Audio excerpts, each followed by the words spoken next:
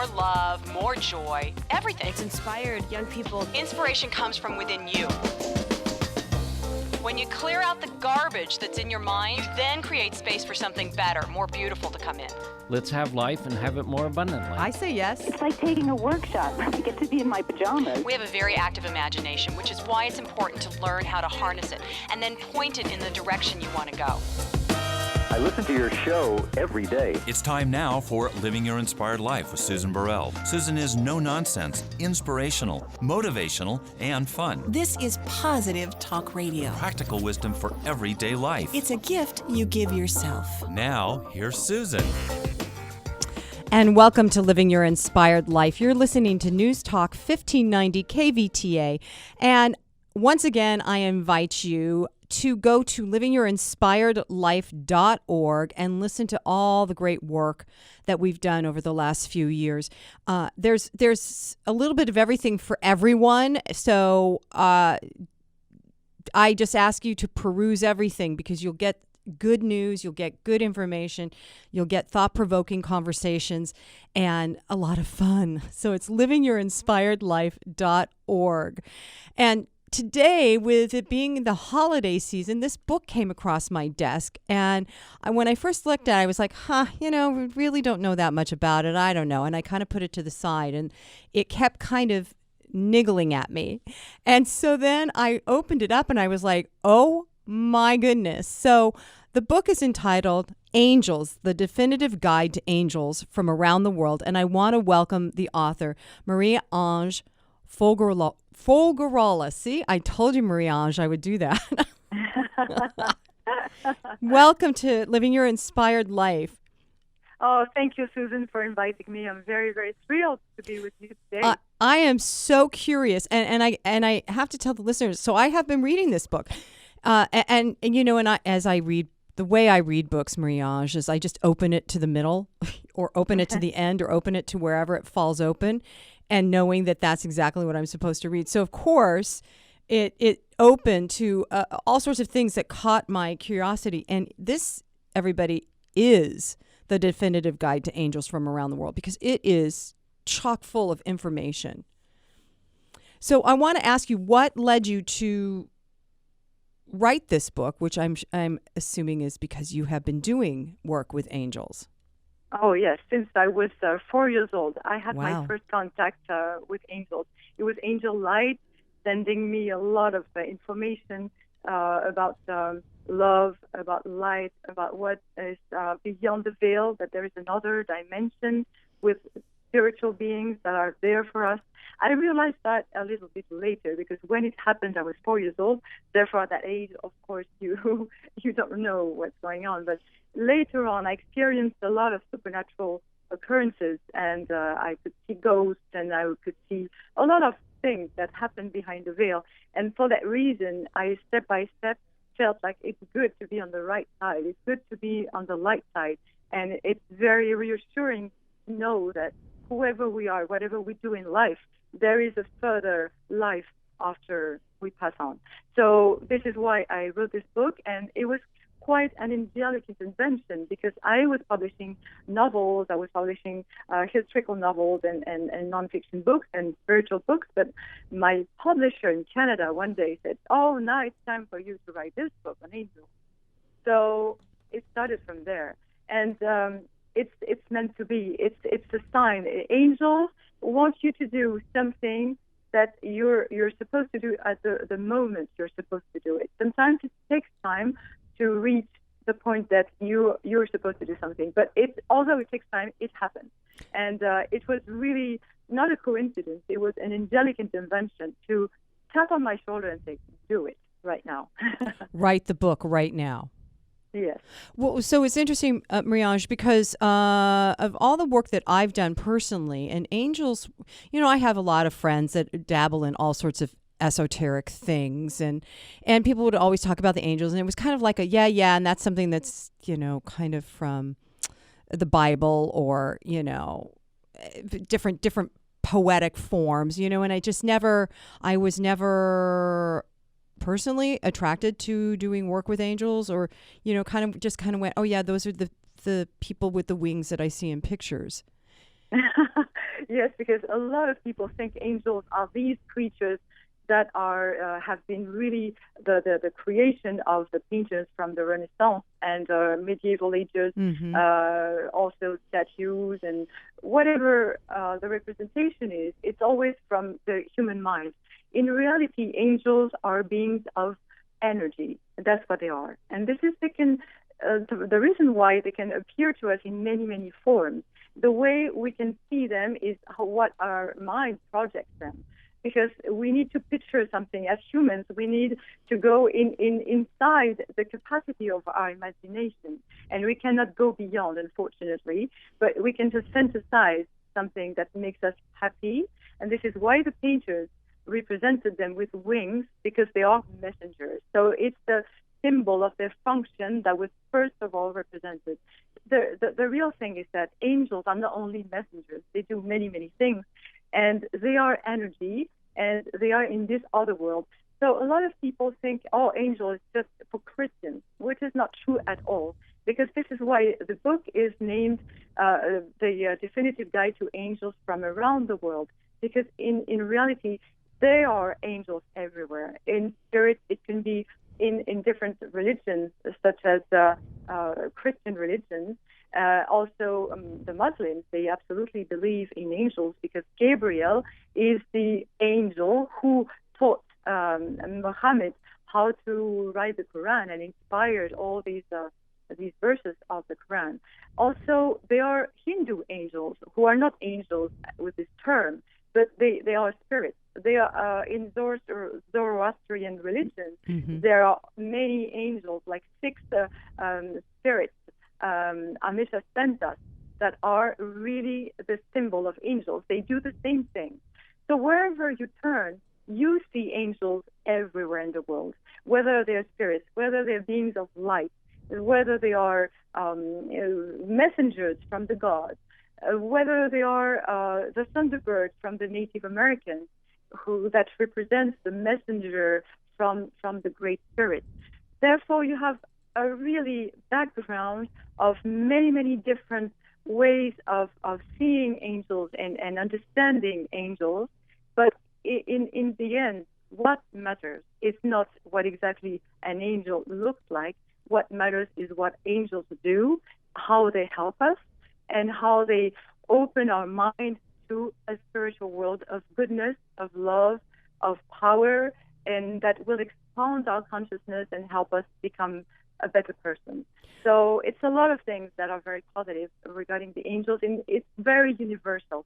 And I would like to tell our listeners today that whatever your belief is, regardless of your country, your beliefs, your language, your thoughts, your whatever, regardless of everything, angels are universal, and the only purpose is to spread love upon us.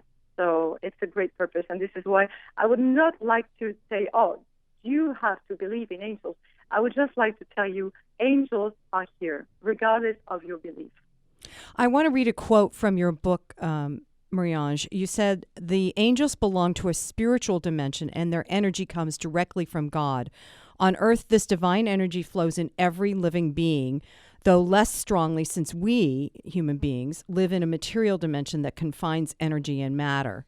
When we unlock the gate of heaven with sincerity and an altruistic purpose, we allow more and more angels to descend to earth. We increase the level of compassion and tolerance that people are craving, and we receive amazing guidance to help others and make this world a better place. That right there to me is like the whole reason why you should believe in angels, just to make the world a better place. Oh, absolutely. And especially nowadays with what's going on in the world, with the terrorist attacks and the violence everywhere, I think it's the right moment. And there is no coincidence. And this book was just released 1 month ago. It's for a reason. It's amongst a huge upheaval of energies in this world. And I think it's the right moment to talk about angels and to let them in our lives, open up our hearts, because they do help us make this world a better place. First of all, we make ourselves a better person. It starts this way, and then you can contaminate in a good way your neighbors, your friends, your family, of course. And step by step, this really, it's a ripple effect, and it works on everybody. Many, many theories have been told about angels are just things from God and just work with just people individually, but it's not true. They work with groups, they work for nations, they work for the whole world. And I would like to say something that's just an observation. Nobody ever, although there were Alexander the Great, Hitler, Stalin, whoever tried one day, Napoleon tried to rule the world, it never, ever worked. And these tyrants and these great politicians who believed that they will own the world and dance with the world in their hands, they never did, for the only reason that there's a spiritual force at work that's very positive, and that's fighting evil, that's fighting tyranny, that's fighting terrorism, that's fighting every single thing that tries to destroy the world. It never happened.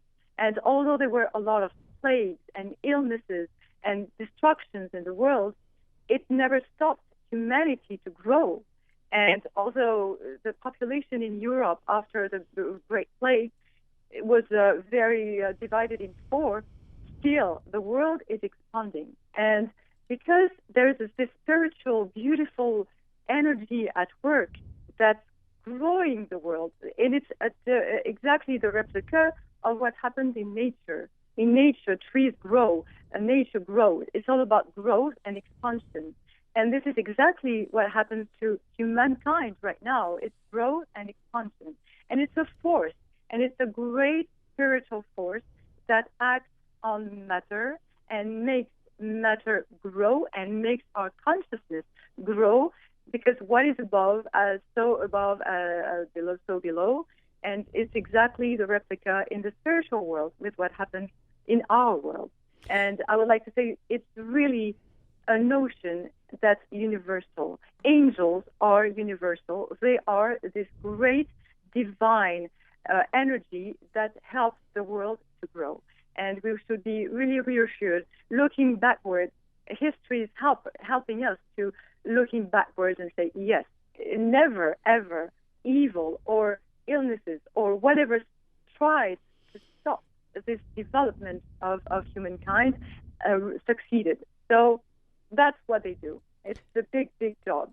Well, it is a very big job. And the thing that you were saying a lot at the beginning of your book was that reminding people we're not alone. We're not alone, because I know there's many times, especially when it gets to be holiday season for some reason, where people do feel alone, or if there's violence, if you're surrounded by violence, and if you're in an area where a violent act has occurred, which has been happening so often lately, it's very easy to feel alone and that there's nothing that you can do. And your book, Angels, the Definitive Guide to Angels from Around the World, Marie-Ange, that your book is encouraging to me because you give a lot of different suggestions and ideas and specific protocol to begin to develop your awareness about angels and to work with them. And that was giving me a lot of comfort. And also the idea that in that quote that I read of the more we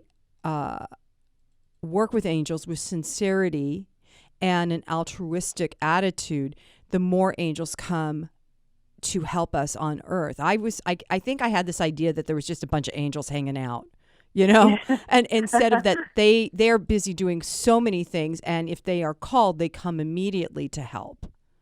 Yes, they do. They do. And you just stressed something very important, is that when you work with angels, what really matters is the intention that you have when you call on them. I've met a lot of people who told me, I prayed for this or that, and I requested something, an urgent help or whatever they asked for, and they said, I did not receive any information, or it never happened, or I was very disappointed, and then I stopped believing in angels. I would like to tell our audience that, yes, this happens for several reasons. The first one is that maybe the day you requested something, you were doubting is that the angels would bring you what you ask for. Therefore, your intention is really essential in this connection, because intention is what you put, the energy that you put in this request. And it's the same thing when you want something in your life. You're determined to get something. If you don't put intention, you will never get it. So what doesn't work in your life doesn't work in the spiritual world as well. It's the same thing. So first of all, be very clear with your intention. You need to really want something specific. Second thing, you need to be specific. And I would like to use a metaphor to explain this. When you go, you push the door of a restaurant, you feel like, oh, wow, this is so the equivalent of the spiritual world. Wow, it's nice here. Let's sit and ask something, and let's ask food. And unfortunately, the cook is not going to bring you food, what you expect to eat. He's going to bring you food. Well, if you want something specific, you won't get it. And you will be disappointed, and the cook will be disappointed as well, because you're not happy with what he prepared for you. And this exact same thing with angels. If you don't ask something specific, they might bring you something you didn't ask for, something that's not really matching your request. Therefore, I suggest that you are very, very specific. You want to change jobs. Say, I want to change job right now. I want to find a job in this field, and I would like to change city. I would like to change state. I would like to work in a foreign country. Be specific. So this is the second point. And there is a third point that also prevents things to happen, is because we are very negative. And sometimes we are negative because of the people surrounding us, because we're stressed by our work, because we are stressed by life, by financial challenges, by difficulties of all kinds. The thing is that if you build this wall of the wall of negativity in your life, this is not going to happen. This is not going to work. The world is in a real bad state. I'm very insecure. I feel like my family is not doing as good as it should. All these things that you pile up day after day, day after day, and you create this wall of negativity. And if you want the light to come through this wall, you need to take out some bricks. So my really advice right now is to step by step take out some bricks from this wall. Stop seeing the world in a negative way, because there's a lot of beautiful things in this world. And instead of focusing on what goes wrong, try to focus on what goes right.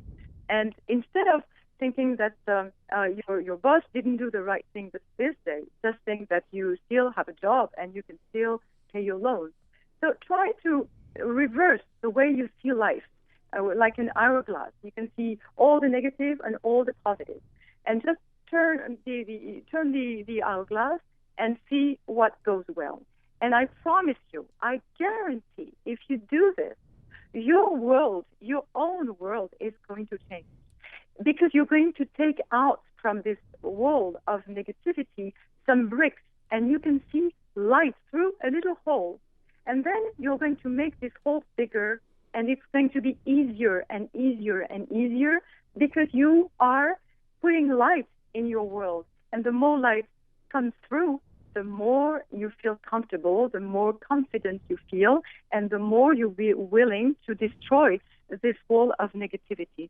And I guarantee that when you start taking out these bricks, angels step in your life right away, and you will hear them, you feel them, they manifest, and they show themselves to you.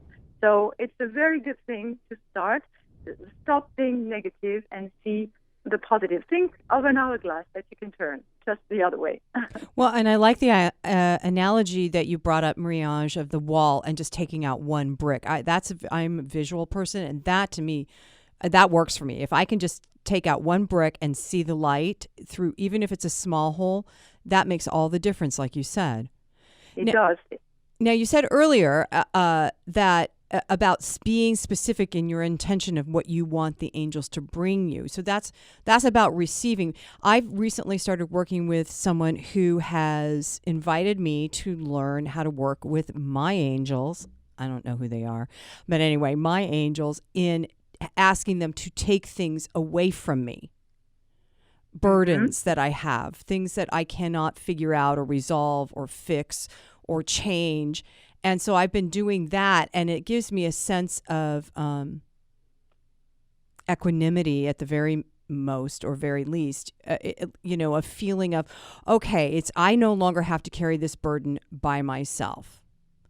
And it's been very helpful. This person explained to me that there's angels and spirit guides that are waiting to be invited to do something on our behalf, and it's not so much. Well, for me, it's I don't need anybody. I don't need them to bring me something. I just need them to take the burden off of me. Oh, that's very interesting what you're saying, Susan, because this is right now what a lot of people need to be released from this burden that they're carrying, and that makes them slow in life, that makes them negative, that builds this wall of negativity. And it's a very important thing to ask first. This is always what I say. If you have an empty fridge, how are you going to feed your soul? It's the exact same thing. If you want to feed your soul with love, light, friendship, whatever you need emotionally, if you haven't cleansed the inside, you cannot build on mud, on what is going to be to collapse. You need to build something that's really going to stay up. So this is a very, very good way to start the work on yourself, thinking of this wall of negativity and taking out this brick step by step, and asking the angels to help you take out the bricks and see the world in a different way. They can absolutely help for you for this purpose, definitely. And I would suggest that according to the field in which you need to take out these bricks, because we don't have the same wall. Some people it's about love life, some others it's about work or whatever topic it is, whatever field you need help. I really suggest that you report to you can check in my book, and there's a list of angels for a specific purpose. And these angels are as powerful as other angels. It's just because they have different functions, and some are specialists. It's exactly like in our life. You have specialists for everything, and you have angel specialists for different domains, and you go to these angels, you address these angels, and they will definitely intervene and help you out, for sure. I just in the short amount of time that I've been doing that kind of work, it really is very simple and easy, and it gives me a sense of well-being. It does. Anytime you have an angelic connection, whether it's to relieve you from emotional issues or negativity, or for something very positive you want to bring in your life, whatever you do, an angelic connection is peace, sensation of being reassured. It's a sensation of knowing that you're not alone. I insist on this point because it's reality. We are not alone. And I would like to tell our listeners that they are not alone. They have a guardian angel by their side all the time. They have a birth angel, and they have angels that they can call on anytime when they need it. So we are not alone. And if you look at your life, and you will always find good things in your life that happen, and you say, oh, that was a great coincidence. Oh, that was synchronicity. That's amazing what happened. Be sure that all these great things that happened in your life are thanks to the angels, because this is what they do. And I would like to add that they have no ego. They have no desire to reap rewards for what they do. They don't care. The only purpose they have is to help us expand and grow, as I said previously. It's to grow your consciousness, to grow your capacity of improving your life, on bettering yourself, on doing everything better than you had before. And abundance is there for us. We just need to believe it's there and to agree that, yes, there is abundance for everybody, although there is a lot of challenge. But the more you think there is no possibility to get out of the situation, the more you're stuck. If you just have the insight of saying, yes, there is an option, that can be something that you never thought about.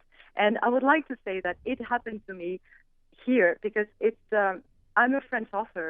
It was difficult for me to find my way in America and to settle here because I love this country and I wanted to be in America. And some kind of miracle happened to send me a literary agent who would really, I really thank her. I'm very grateful because she sponsored me the right moment for this book to come out. And this was just out of the blue. And these are coincidences that happen thanks to the angels. And I would like to say, relating to the book, when I was 15 years old, I was in Paris. And I was, of course, wandering in the British Library in Paris because I always loved English literature, whatever was related to England and America. And in this bookstore, I saw many on the tables all these books with a little penguin stamped on them. And I was fascinated. And I was like, I wanted to be a writer. I started writing, I was 8 years old. And I was told to myself, I want to be a writer, and I want one day, it was very specific, one day I want this little penguin stamped on my book. And it just happened, and it's a book on angels. Because I wrote many books before, like novels, and quite a lot, almost 12 or something.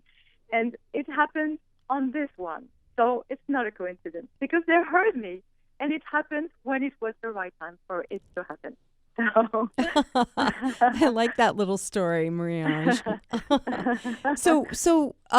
Describe to our listeners what it feels like when you're in contact with an angel, so that they can kind of have a sense of that if people don't know that already.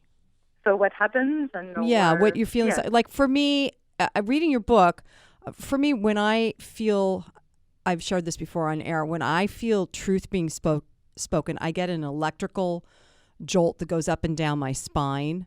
Mm-hmm.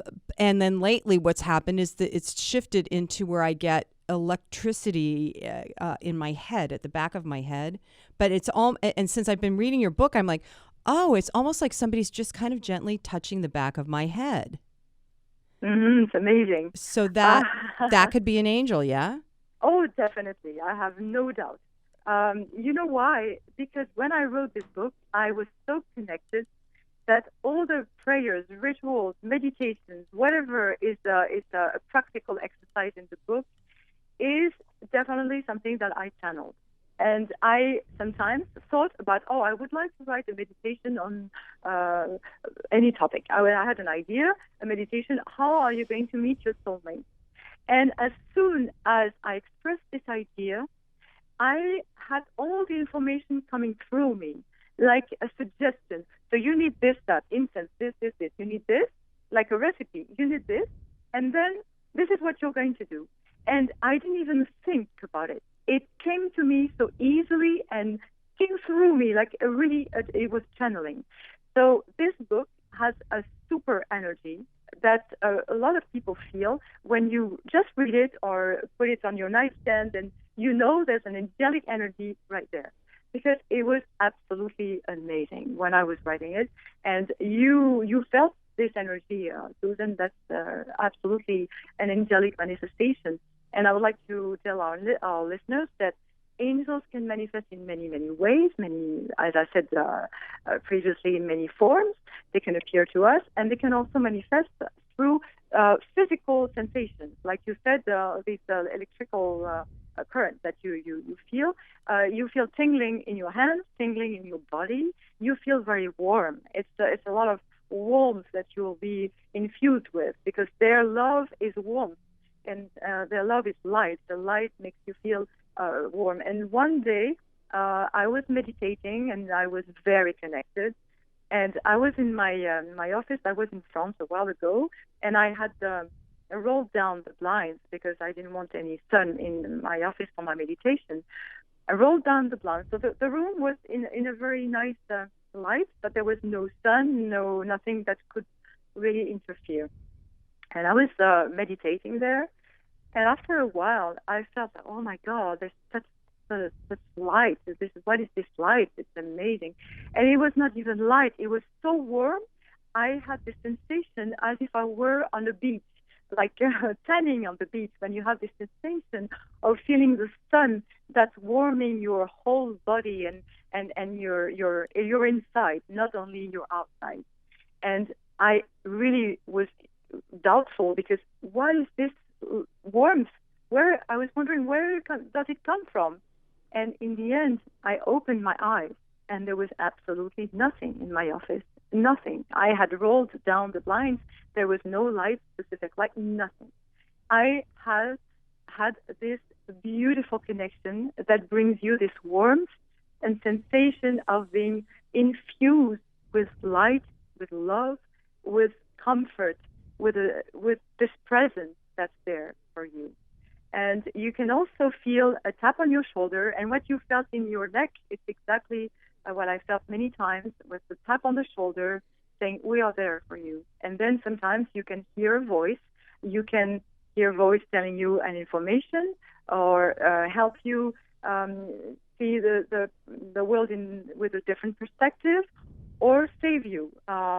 This tap on my shoulder saved me because I was almost really, something would have happened. I don't know how to express this, but I was driving, and I was driving in a forest at twilight. It was not really a very nice place to be stopped, but I had to stop because I felt this tap on my shoulder and a voice telling me, slow down, slow down, slow down. And I did what the angels told me. And when I stopped, and my son rescued me a little while after, and we discovered that my tire had literally blown up. Oh, wow. Exploded. And when I did brought it to the garage, and they were, oh my God, what did you do? And I didn't do anything, but probably something happened. And if I hadn't felt this tap on my shoulder, I would not be here today to talk to you, because obviously I was driving not fast, but quite fast. So I'm very grateful to the angels to be here with you today. So, Marie-Ange, let's talk a bit about the angels. There's a chapter in your book called The Angels in Tradition, because for any listener that's just checking in, I'm talking to the author of the new book, Angels, The Definitive Guide to Angels from Around the World. And you did quite a bit of research, it looks like. Mm-hmm. Yes, a lot of research. Just because I think we need to understand a spiritual connection we have. It's not only something that's ethereal. It's something that's real and that has roots in tradition. And the traditions of the world are those who have made us who we are right now. And I think history is very important in any topic, because history shows many things, explains to us what we are, why we think this way, why our civilization has turned into what it is right now. And I think understanding who angels are and where they come from, it's important to understand what they can do for us and how they can intervene in our world. And for instance, knowing that they're mainly Babylonian creatures, it's very interesting, because Babylon was a city that ended very, very in violence, and there was a terrible ending.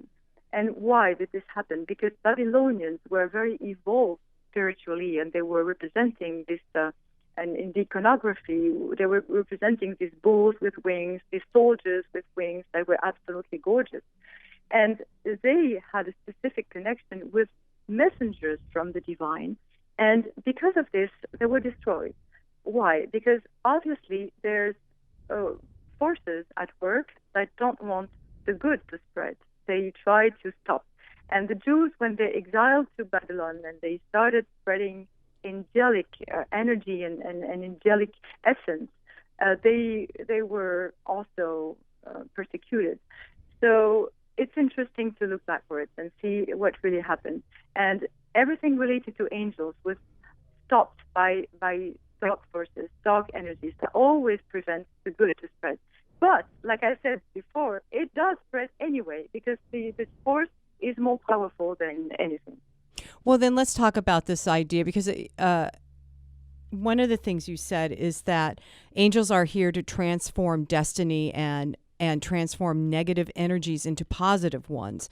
And and as I was reading that, I'm like, yeah, but well, okay, so then what about this idea of the devil? I like to just think of it as negative energy, and as opposed to giving it a name and a face and all that stuff. But in your book, you talk about that there is this continuing, ongoing battle between good and evil, light and dark. Yes. The angels and Satan or Lucifer or whatever name people want to give that thing. Absolutely, and for some people, it's the principle of evil. It's not. It should not be personified. That's a matter of belief. But the thing is that there is absolutely, like you said, Susan, there is a force led by Satan, the devil. It's the same thing, the same name, that really tries to undermine the work of the good all the time. And we see, by the way, the same thing in nature. You see the sea, the ocean that's undermining the cliffs, and the earth, the cliff that's going to collapse after a while. This is exactly what evil does, trying to deconstruct the great works of the good. Anytime somebody in life builds a pyramid or something beautiful, there is somebody in the next centuries that's going to destroy it. It's the exact same thing. And really, Satan is nowadays a great danger. Why? Because of this world that's in turmoil and a lot of evil and a lot of difficulties for individuals as well as for nations. And because of this situation, evil spreads more easily, and evil spreads in people's mind, in some people's mind, the idea that the good is never going to succeed, and look, the world is in such a bad situation, why would you believe in the good? And this is what evil does, and this is what evil wants, and the purpose is chaos and destruction. And if you are aware that there is this force at work of chaos and destruction, you will fight it, because you will stand facing this force and say, no, I'm not going to be on this side, because I'm a better person and I'm worth being on the good side. And I would say the dark side is not rewarding at all. Although some people get some rewards right away because they snap fingers and get easy money, easy jobs, easy everything. But that's for a while. And I would like to tell you, Susan, this little anecdote. I was in France and I was giving a lecture on a French author, and it was in a townhouse in Paris, because there's one townhouse per district, so it was one of these townhouses. And I was invited by the mayor before the conference, before the lecture, he wanted to thank me, and I would give this lecture for free. So it was just he was thankful. And in his office that day was sitting a man that I cannot tell his name because he at that time was very famous. He was ruling one of the biggest French companies that deal with, I would say, dirty laundry. And it's not something official, but everybody knows it. And this man had made so much money for so many years dealing with really dirty laundry. And I saw this man who was just coming out from jail. And his face was really like if he were a leper, terrifying. He looked devastated. And this is what evil does. Evil gives you a lot of possibilities and brings you everything you want on a silver platter. But one day, this silver platter will be taken out of you. And it can be an illness. It can be a financial collapse. It can be whatever. This man also, his wife had just left him. So there is a reward for those who choose the right path, always. And it's always the reward. It comes sometimes when we least expect it, but it always comes in a form or another. It could be a child that's very successful. It could be a wonderful encounter with the love of your life. It can be a great job that you get unexpectedly.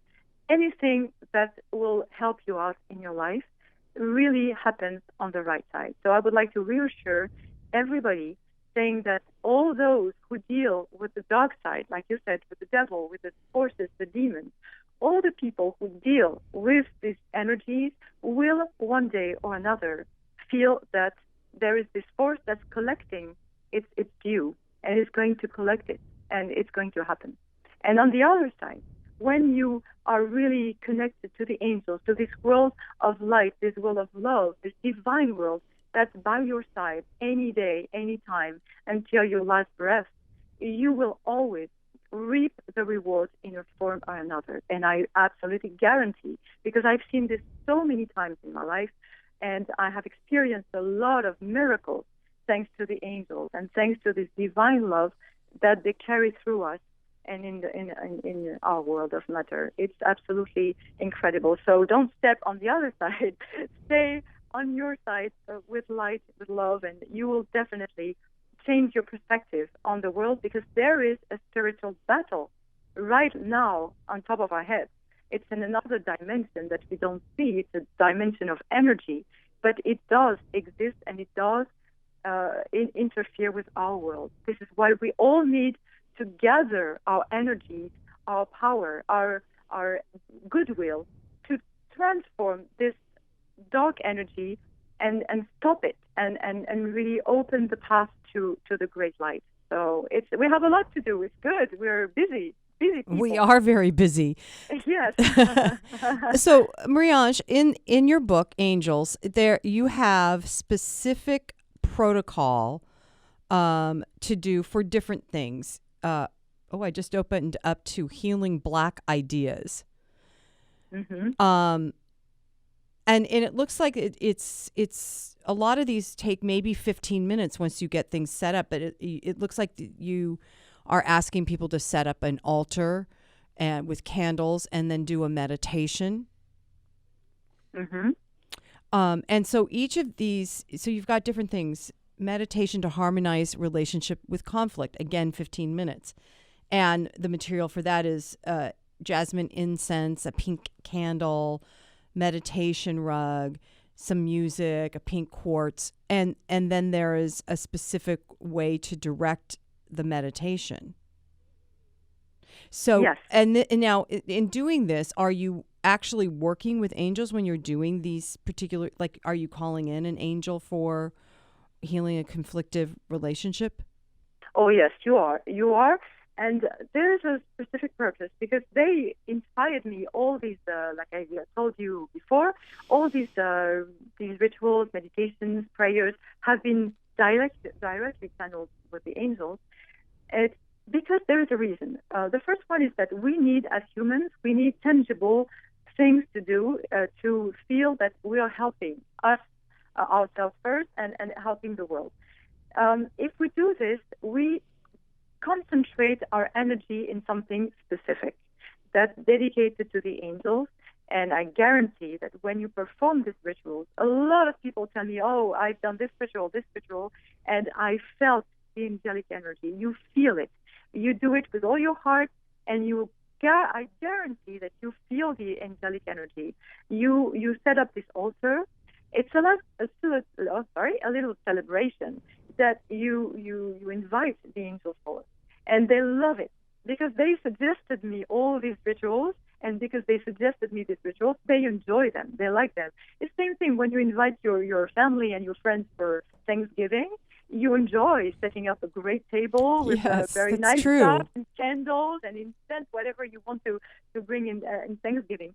And this is very symbolic. It's the same thing. Thanksgiving is a beautiful celebration, and I'm, by the way, ashamed that we don't celebrate it in Europe, because it's a beautiful celebration of being grateful, and I love it. And I really would compare these altars and these rituals to Thanksgiving. You invite the angels to step in your life, step in your room, step in your heart, in your soul, and they will fill you with whatever you need at that moment. And it's fun.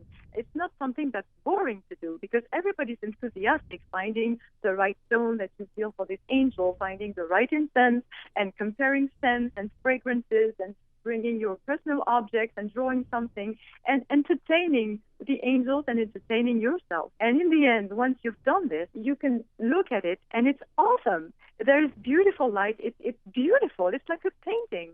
and it's a real enjoyable moment So to create this altar. It is. it sounds like it's engaging all of your senses as well, not just sight, but there's sound, there's smell, there's same with the mental and the emotional and the physical. You're asking people to engage everything as we participate with angels. Oh, absolutely. And what you say is very accurate, Susan. Very smart, because the purpose of these celebrations is to open up your whole body, your soul, your mind, everything that you are, not only what you look like, but what you are from inside and outside, who you really are. And you engage your whole personality, your whole self in this process.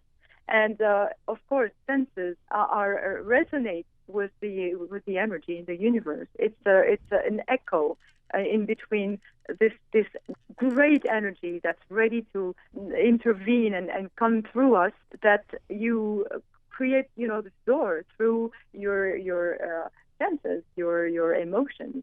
And it's a great door that you can open. And once you open up your senses, you enjoy it. It's really a nice thing to do. I would really recommend to our listeners to try these rituals, because you enjoy it and you feel that something is different.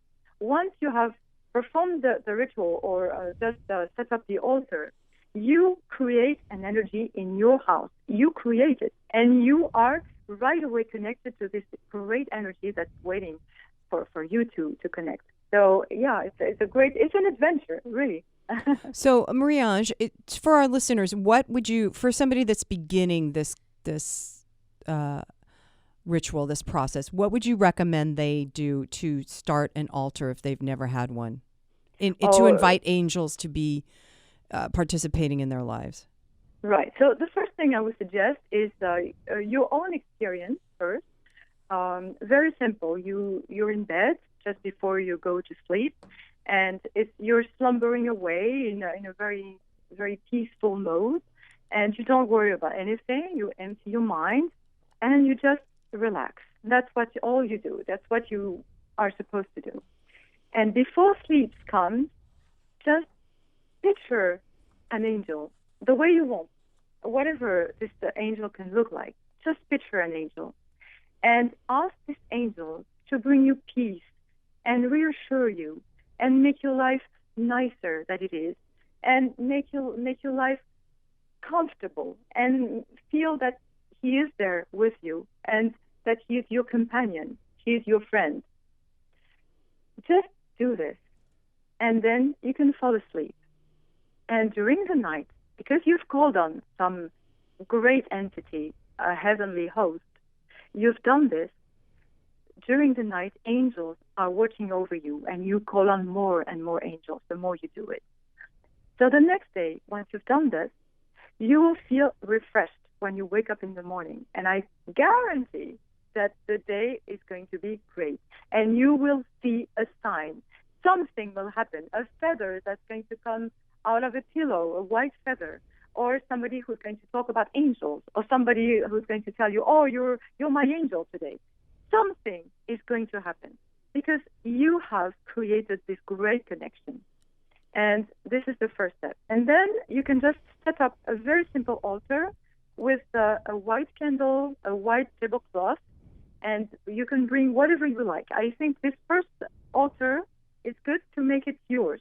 And bring whatever you feel like bringing on it. Incense that you like, stones, crystals, essential oils. Use things that awaken your senses and that makes you feel in creating something for the angels. And make it very simple and say a little prayer. Angels, I'm very sincere, and I really want you to come to me and open my path for a new life and help me understanding the world and be a better person and awaken my consciousness. All these things that you can say with your own words, with your heart, with your intention, and you will see amazing results. I want to read one more quote from your book, Marie-Ange Angels, the definitive guide to angels from around the world. And you said, angels have been assigned the mission of guiding humans toward their individual fate. People who have elevated their consciousness and who are connected to the subtle plane of angels tend to find the right path in the labyrinth of existence. And I love that because I know that that's so. I think that those of us that do intend to evolve and to grow spiritually and emotionally and mentally and open up those doors to our mind, if you will, we have more access, like you were saying earlier, to the light. Yes, and also this guide that the angels bring us, they guide us towards our destiny. And I would like to tell something additional to our listeners about what they do. They open the path to a new destiny when it's the right time. Sometimes we chose, say, after high school, after we study, we choose a path that's not necessarily the one we're supposed to do, to be on. And many people change paths around 40 years old, 50. Most of the time it's around 40. But there is no time to change paths. You can do something very different from what you were doing when you were 60, 70, 80. There is no time, and it's never too late to ask the angels to guide you on a new path, on a new destiny. There is no problem with time, and I would like to insist on this because a lot of people tell me, oh, it's too late. It's never too late. You can be 80 years old and decide to paint and decide to start playing the piano. Why would you not do it? This is the question. Some people say, no, I cannot do it. You cannot. Who says you can't? Nobody. You say this to yourself. You can do whatever you like, whenever you want. And the angels will be there to back you up and support you in whatever you choose because it's your own path. And you can be on a different professional path. It could be a hobby. It could be discovering nature. It can be a will to travel. If you want to travel to a certain country that you always dreamt of, they will guide you there because you want to be there for a reason. You will discover something in this country. So ask them, I want to visit this country. And the moment it's right for you, they will know and they will send you there in a way that you will never imagine. So this is absolutely amazing what we do with our life because they want us to make the best of our life, and this will help everybody to make the world a better place. It starts little and gets bigger. So the book is called Angels, the Definitive Guide to Angels from Around the World. And Marie-Ange has a website. It's Marie-Ange Faugerolas. So I'm going to spell it, everybody. MAIREANGEFAUGEROLAS.com. And she invites you to contact her through her website, and you can ask her questions, yeah? Of course. I would be very happy to answer any questions. And because we're almost out of time, Marie-Ange, the other thing in your book is there are different meditation exercises to do to heal yourself, and you talk about working with the chakra system or the auras system around you as an individual. It feels like you've just touched all the bases here. I'm really looking forward to exploring this book more and more. Yes, because I absolutely believe in a holistic healing, and I believe in universal therapies. There is no thing that's wrong. I think everything is good as long as you enjoy it, as long as it's efficient on yourself. And I don't want anything that, oh no, this is not for me, this is not right.